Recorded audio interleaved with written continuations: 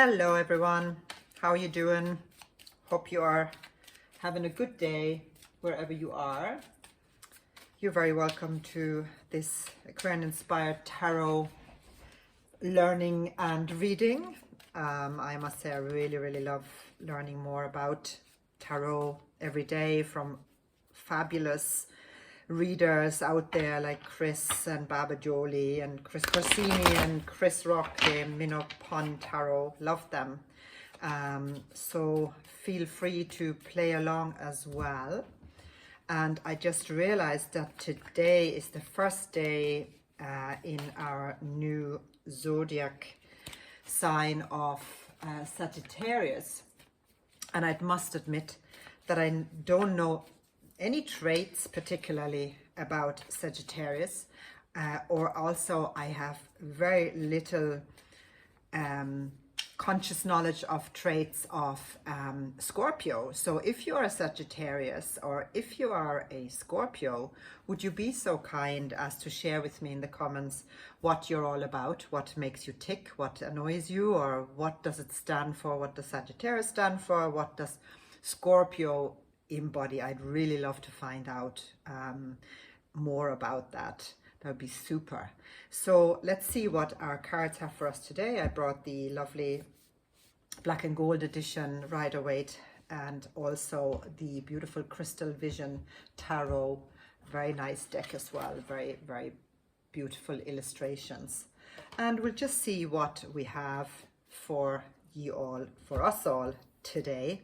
What would inspire us going into this Sagittarius season last week of November. And first of all, the Tower. So the Tower is actually a very interesting card. It tells us that structures have to break down. Things shouldn't be going on as they are. Some things in our lives just run out of steam, and nothing is eternal.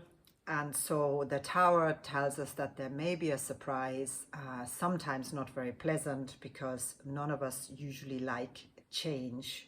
Our brain certainly doesn't like change. It is certainly always gonna put us into fear mode, and better the devil you know.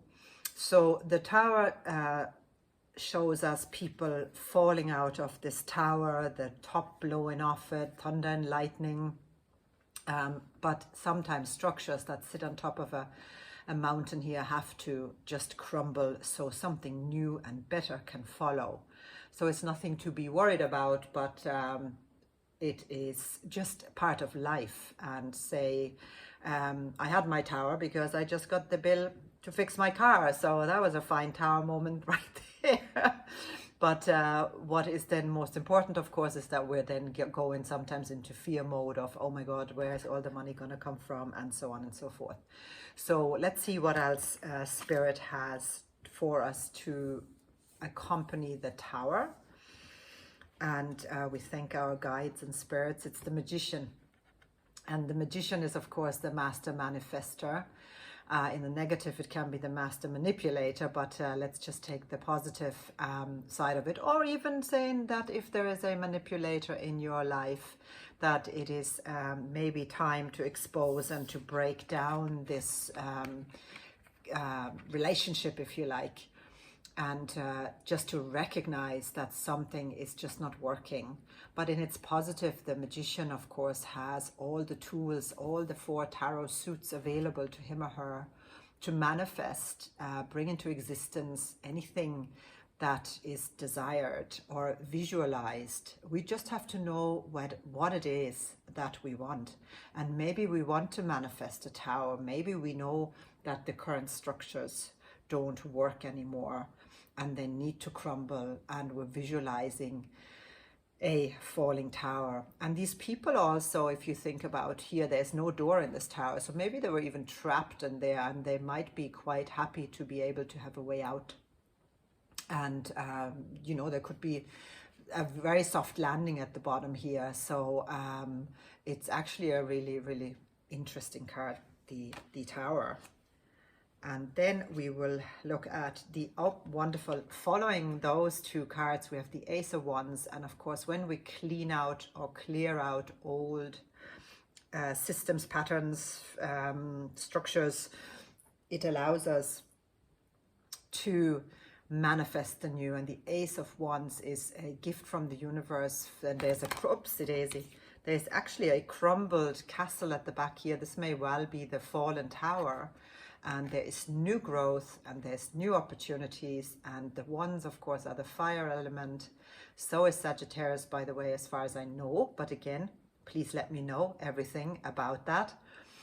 And there is something, a new passion, a new opportunity. So what is it you really, really feel passionate about? And now might be the time to do what it is you love, even if it's a side hustle, even if it's just a hobby or, you know, something, but try out something that you were always passionate about, that you're really fiery about. That's really wonderful now. And let's see what our last card here is today, is the Eight of Swords. And the Eight of Swords is a card of self-inflicted restriction, because we have this lady here standing in water, emotionally turbulent, for mainly mindset. So she, in this case, it's he, she, doesn't matter, has a blindfold on her, yet there is many swords that could cut her ties, and which would allow her to take off the ties, I guess, and the blindfold. So we show here, we're shown here that we're very much stuck in our head. And I think if I look at it again with the Tower and the Magician, it's certainly a signal to say, well, you know, don't be restricted by your own blindfold. Look closer, look at structures that don't work. Visualize what it is you really want. What are you passionate about? What is it you want to crumble, and what is it you want to manifest new? And we'll see what the bottom of the deck has for us. It has the Seven of Pentacles, and it tells us that we're patiently growing whatever it is that we're investing our time and money in, or material particularly. And this person leaning on this shovel could also be seen as a wand, be seen at this wand that we want to plant something new with. So what is it? Where do you want to put this coin? What do you want to invest this coin in, or your time in, so that it would make sense and grow into something meaningful? I think that's a really wonderful reading today. And because I brought also the lovely Crystal Visions Tarot, I want to show you some of the cards in it, and let's see what message comes. Let's just pull 3 cards. So if you have any question in particular that you'd like answer to, let's see what spirit guides have for us. So I'll give you a moment. I might as well think of a question myself, and then let's see 3 cards of what the answer might be. There's 1, there's 2, and there's 3. So whatever, if you want to pause, do that now, and let us see what the answers might be to our questions, or the general meaning, the general message, if you didn't pose a question. And the first card is the High Priestess.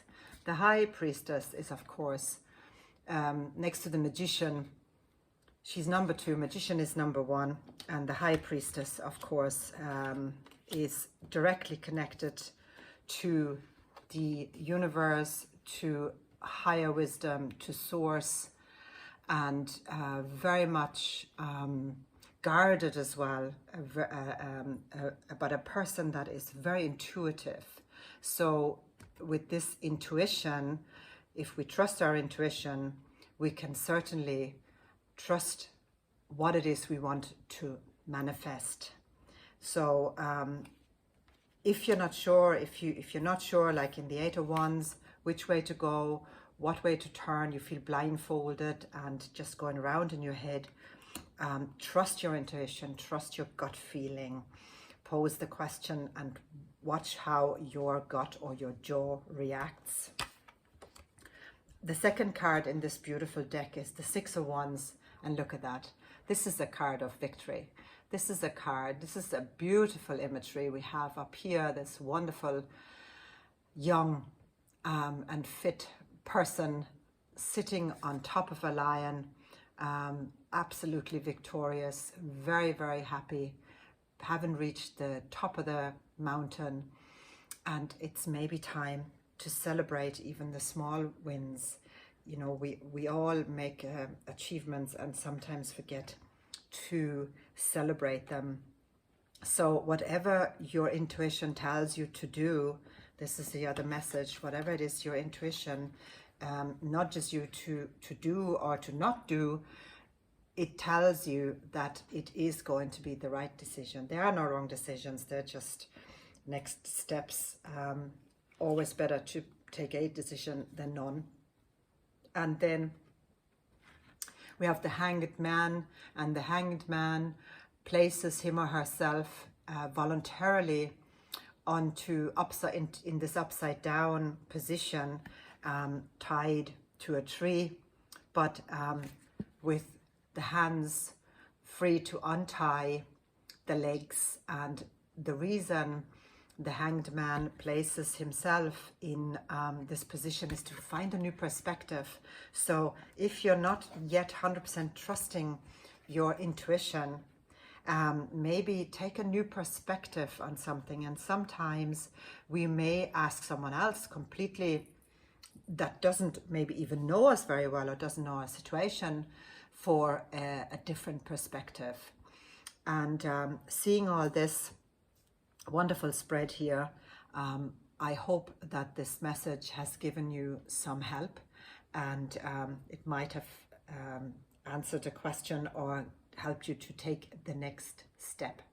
So thanks very much for joining. And again, if you are Sagittarius or Scorpio, or if you know very well what Sagittarius and Scorpio are about, I'd be delighted to hear about it in the comments. Feel free to share this with yes, anybody that you feel it would be useful for. Take from it what you will.